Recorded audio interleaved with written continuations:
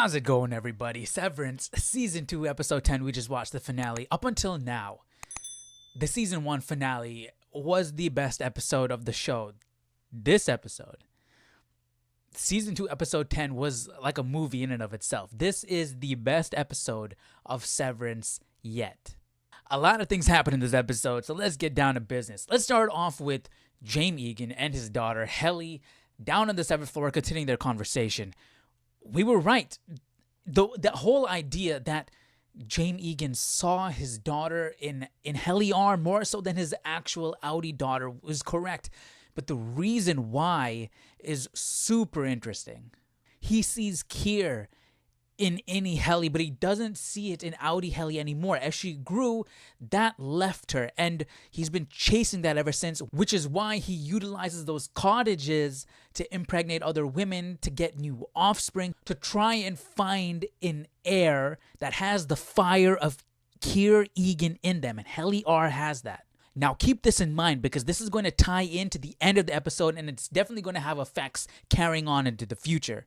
As a little side note, remember Helly eating the eggs? Helena eating the eggs? And James Egan was like, I wish you'd take them raw. That was Kier Egan's favorite breakfast, as you guys pointed out. And that's why he said, I wish you'd take them raw. Because he's wishing Helena would be more like Kier Egan. All right, now let's get to the real fun stuff. Mark talking to Mark. That whole scene was awesome. At first, it was Devin and Cobell trying to convince Mark, but then they were like, you need to talk to someone else. You're gonna have a conversation with someone else, and it happened to be Audi Mark. And so they're going in and out of the room, in and out of the cottage, recording themselves, having a conversation. And I mean, just when you see see Audi Mark for the first time, have a conversation and hear that apology, like the smile on Mark's face is just so innocent. And that's what makes the rest of the conversation so much worse. Or just, I don't know, dude. It's just, you feel bad for Mark because it's not, Audi Mark was manipulating him. And not in a mean way, but he wants to get what he wants out of the situation. He wants to save Gemma. That's his goal. And he's doing whatever it takes to get that to happen, right? And he's not, the only reason he's being nice to his Innie is because he wants Gemma. He doesn't hate his Innie or anything like that, but that's not his priority. And Mark sees that instantly. Audi Mark was like, yeah, you had fun with that Helene or whoever that lady is. I don't even know who she is. But now think about that. Whatever little fling, whatever little tiny little emotions you thought you had, think about that, multiply it by 1,000. Thousands. That's what I'm missing. So I need your help to get what I want. And it's just so sad, man, because whatever, like Mark said, whatever life they had on the severed floor, no matter how horrible it was, that was their life, and they want to fight for it. They don't want to lose it.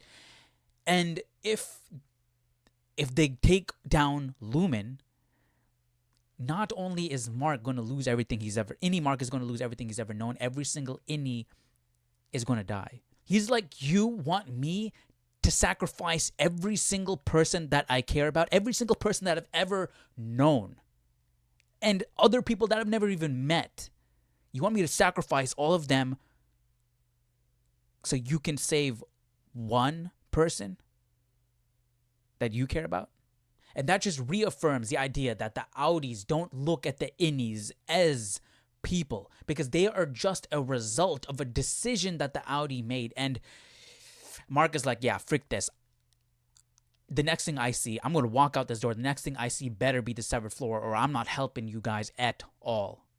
Now, the day after this conversation is a momentous day. It's a day that Mark will finish Cold Harbor. So now what is Cold Harbor? We get the answer to what Cold Harbor is. Not only that, we get the answer to what MDR has been doing this entire show. Cobell says the numbers that they're sorting are Gemma. They are a doorway into her mind. And tempers are the building blocks of the mind. So we were right. What they're doing on the computers, they are sorting the tempers. Mark is literally sorting the tempers. And what's crazy is every single file that Mark has ever worked on, every single file correlates to a room I mean, we kind of knew this. Every single file correlates to a room that Gemma is in. Every single file but here's what we didn't know. Every single file Mark has worked on created a new consciousness for Gemma. And so once he's done with Cold Harbor, the final room, that's it. We're done. We're done with the testing. There's no use for Gemma anymore. But that's not it. Just now that there's no use for Gemma anymore, there's no use for Mark anymore. There's no more files for him to sort. So he's done too. So knowing this, they try to sell him on the idea of reintegration because he's not going to have a life on the severed floor after this. At least maybe with reintegration, he might have some sort of existence. But he's like, you have thousands of days. Like you said, you have thousands of days of memories with Gemma. I've had like how many days with Helly? Your memories are going to completely overwhelm mine. It's going to be way more of you in whatever this new reintegrated body. Yeah, I may exist, but it's not a fair existence at all. So he leaves and gets to work. The elevator opens and there's a huge mural on the wall, right? Mark is like having his arm up like this. You got everybody, all the Egan standing there, and like everybody in the severed floor all there. And it's, again, a momentous occasion because Mark is completing Cold Harbor. This is it. We're finally done. Mark meets up with Helly and they go to the MDR office to finish up their work. The lighting in the room is all different. Again, with the mural. We know why all these changes are here. We know why the day is significant. Mark knows now, but does Lumon know that Mark knows? Because here's the thing. In the last episode, Mark should have been in the office. That should have been the day that Cold Harbor finished. That mural wasn't there. They didn't have the Keir Egan animatronic statue sitting there waiting, So do they know that Mark knows what's going on here? Because why didn't they have all this set up for the day that Mark was supposed to finish Cold Harbor? Having that mural there with Mark at the center, clearly it means it's not a regular day of work. It's not a regular day of work for Mark. That day previously where he was supposed to finish Cold Harbor was a regular day. Him finishing Cold Harbor was just like finishing any other file. It wasn't significant. But today it's significant. Why? Do they know that Mark knows? Do they know that any Mark knows it's significant, which is why they just went all in? Regardless, Mark is sitting there at his desk working on Cold Harbor, and he doesn't want to finish because he knows if he finishes, it's all over. And Helly's right there, and he doesn't want to leave Helly. He just wants to stay on the severed floor and work. It's not the best life, yeah, but he doesn't want to give up on Helly, and he knows what this means. He knows what happens when he finishes. It was such a touching scene. Helly comes over, puts her hand on his hand, and goes through the motions with him of finishing Cold Harbor, because she knows that if he gets severed, at least whatever is there in this new reintegrated Mark, there's going to be some innie Mark in there, right? The innie and the outie is together, right? Even though the innie is such a small fragment compared to the outie Mark, at least he's still there in some way. There's no chance that Heliar and Helena Egan are going to integrate. Like, Helena's not going to reintegrate. She's an Egan, whether she likes it or not. The only reason Heliar is down on the severed floor is for Mark to finish Cold Harbor. Stalling is not going to do anything. Helena's not going to keep coming down here on the severed floor. So that's it. They decide to just finish up Cold Harbor. They sort the last piece together. Then Milchick comes in with the whole marching band and does the whole dance off, and the dance party scene in season 1, take that, times it by 20. That's what you got here. Milchick was going crazy in this scene, and he was having fun. He was having fun with a straight face. He's dancing like crazy. In the meantime, they're trying to escape, right? So Helly grabs like his walkie-talkie and runs off, and then Mark uses that as that's the diversion, and Mark goes off to the elevator, gets the directions, and runs off to the black elevator that goes down the dark hallway. In the meantime, Drummond is in the room right opposite that door, opposite that hallway, with the goat lady, and they're sacrificing a goat. They're about to kill the goat because I forgot. I need to watch that scene again. The goat had high in fervor or something and something else. I need to watch that scene again. If you guys remember, let me know down below in the comment section. And what's the significance of that scene? I need to watch it again. But he is with the goat lady in there. It has something to do with Gemma. Like Gemma is coming to an end, and the goat is now has these perfect traits or whatever, and it's coming to an end. It's like a sacrifice. I don't know if it's like when Miss Wong finished the Wintertide Fellowship and leaves Lumon, she had to give a physical sacrifice, and this is a physical sacrifice for when Gemma leaves Lumon. I'm not entirely sure. I need to go back and watch that scene. So anyways, Mark is banging on the door trying to get through. Drummond is like, "What is that noise?" Comes out, and they have this ultimate fight. Drummond, he literally looks like a fat beast titan from Attack on Titan, fighting this little innie Mark. And then they're fighting, and Mark is getting pummeled, getting thrown around. Then Brienne of Tarth busts through and starts beating down on Drummond and gets the Goat Blaster 3000 to his head, and they subdue Drummond. And, so the Mark is using him as a hostage to get through. And the plan is to go down, right? He's going to sever back into Audi Mark, and he has no clue what's down there. I mean, Audi Mark has no clue what's down there. So they're going to use Drummond to try and find where Gemma is. Unfortunately, during the severed process, he kind of kills off Drummond, and Drummond is gushing blood all over him. Mark is rushing around the rooms trying to find Cold Harbor. He uses Drummond's blood to get in, and he sees Gemma there.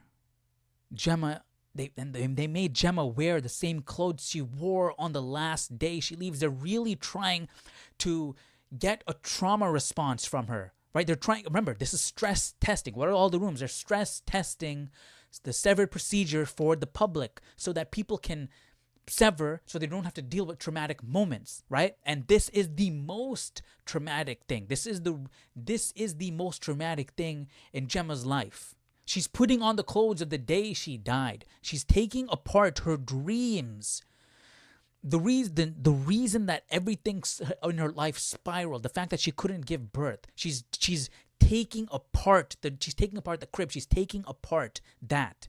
The one thing that would save her life, that would bring joy back to her marriage, her baby. She's taking that crib apart, and she's not feeling a thing. So Mark comes in, and he's like, "Hey, it's me, Mark. You're Gemma. I'm your husband." I mean, we know that he knows that she doesn't have any memories or whatsoever. The only memory she has is literally right then, because this is the new consciousness right then, because Cold Harbor just finished. But somehow he convinces her to trust him. Now, if you remember from season 1, we do know that emotions, that feelings, sometimes they carry over from innie to outie, from outie to innie, right? One of my friends pointed this out when we were watching it. In the wellness session, right? Cobell was trying to trigger things. She was trying to test this as well, using the scented candle and everything. And what did Mark do? Mark formed out of clay a tree, the tree that Gemma crashed in and died. Okay, so there are memories that carry over. So maybe that a sense of trust in Mark, because he's a complete stranger, right? Maybe it's just because I'd rather trust a complete stranger than a disembodied voice. But remember, this complete stranger had blood all over him. So I'm like, who am I going to trust this guy? But she did. Something in her told her to trust him. Take his hand. And she did. She took his hand. And they leave. They exit the room. Gemma severs back. She's Gemma. They hug. They kiss. It's Audi, Mark, and Gemma finally reunited. So now Audi, Mark, and Gemma are running through the hallways trying to get to the elevator, and you have the doctor chasing after them. Gemma, don't go. You're going to kill them all. I think that's what he said. And if that is what he said, what does that mean? If Gemma leaves, is there no use for the severed floor anymore? And that's why, okay, they're all going to die. All the innies are going to die because the test subject is gone. It's over. Is that why? Well, anyways, they rush to the elevator. They're kissing in the elevator. The elevator goes up, and they both sever back into Innie Mark and back into Miss Casey. And Innie Mark and Miss Casey are kissing, and they're like, what is going on here? But Mark understands what's happening, kind of, because it's part of the plan. And so he rushes to the hallway. He rushes over there, and Miss Casey's like, I don't understand what's happening, but listens, and she goes through, severs back into Gemma. And now Mark is hesitant to leave. He sees Gemma outside. Gemma starts banging on the door. Come on, Mark, come on. Let's go. We got to get out of here. Come on. And Heliar pops around the corner. Mark S. turns around. Is any Mark turns around and sees Heli. Looks back. Sees Gemma banging on the door, crying for him, calling out to him. Remember, I don't think Gemma knows that Mark is severed. She couldn't have known Mark is severed. She obviously knows what severance is, and based on the situation, she knows that we just exited the severed floor, because how did I just get here? But I don't think she knows that Mark is severed, that this is any Mark right now. If she does, correct me down in the comment section. But so she's calling out to him. He turns around and sees Heliar. And remember, what did the doctor say? Mark moved on. Mark remarried and moved on, had a child. And now she sees Heliar and Mark turning around and running after him. Even if she doesn't believe it, even if she didn't believe it, it's a seed of doubt that was sown. Instantly, she's going to think of that. Even if she doesn't believe it or not, it's just a feeling, okay? It's a feeling that it doesn't feel good, all right? After all this time, you have your Mark. And he turns around, runs back, takes Heliar's hand, and they run off through the halls. I'm happy that Gemma's out. I'm sad that Gemma doesn't have her Mark. But I am so happy. I am so happy that even though it might not last, that at least any Mark, and Heliar get one victory lap down on the severed floor, just holding hands and frolicking through the halls. Now, the question is, what's going to happen from here? What's going to happen season 3, episode 1? Is Mark, after he gets it out of his system, after they get it out of their system, they spent as much time they can that night on the severed floor, does any Mark go back to the stairwell and leave? Or does he stay? Does he try his best to save everybody on the severed floor? Because remember, Mark and Heli shared the same sentiment. Because remember, what did Heli say in her speech to the marching band? What did women think, that we're not going to fight for whatever little fragment of a life that we have? We're going to fight for it. And I think that's what Mark is going to do. He's not going to give up on Heli.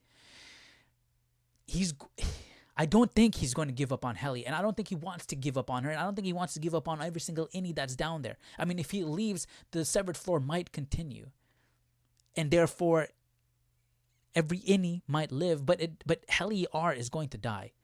Helen is not going to come back, or so he thinks, because now this is where it all ties back to the beginning of this episode with that scene with James Egan and Heliar. As Mark and Heli are running through the halls, I feel fear. I'm scared about Mark, because who is Mark? Mark is nobody.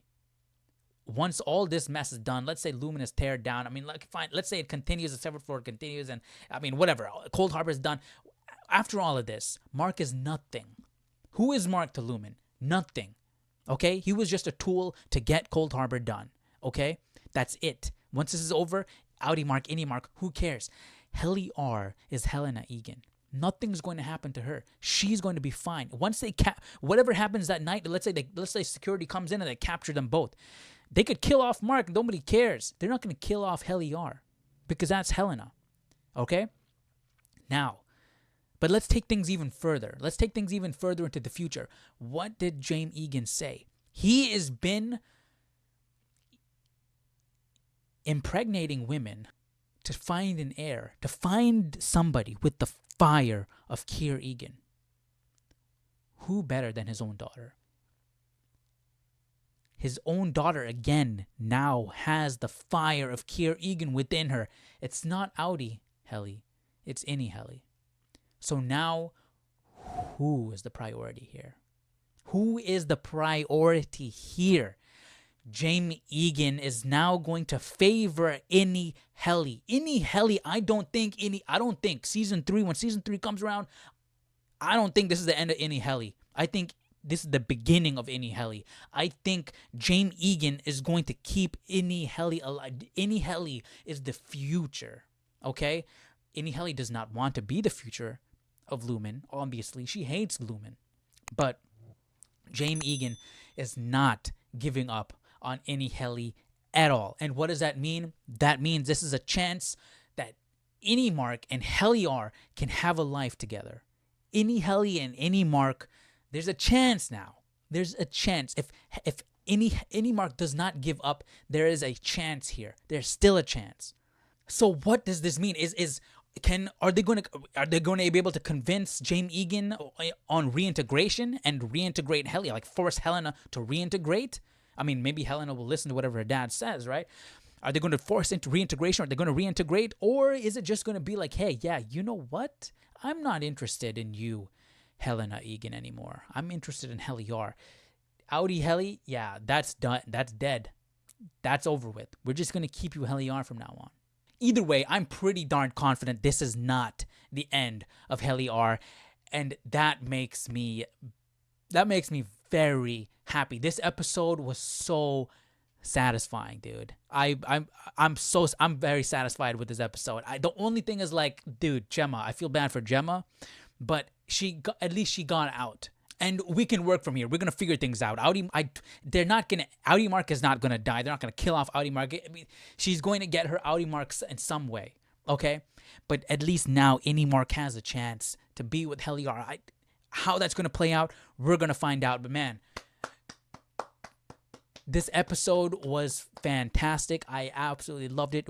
It was so satisfying. Like season 1 finale, it left you on a crazy cliffhanger. I'm like, frick, I need more. I need where's season 2? I need it now. This episode was like, dude, this was a fantastic ending. Yeah, I want to see more. I want to see season 3, obviously. And I'm curious how they're going to pick up. Are they going to pick up like right off where we left off, just like they did with season 2? Or, I don't know. But I feel satisfied. I feel like, yo, that was worth it. That was worth this journey. And I'm happy, man. I'm happy. Let me know your thoughts down below in the comment section. What did you guys think about the episode? Let me know your theories. Let me know all your thoughts. I'm happy, dude. Let me know down below what you guys think. And I'll see you all in the next video. Take care. Bye-bye.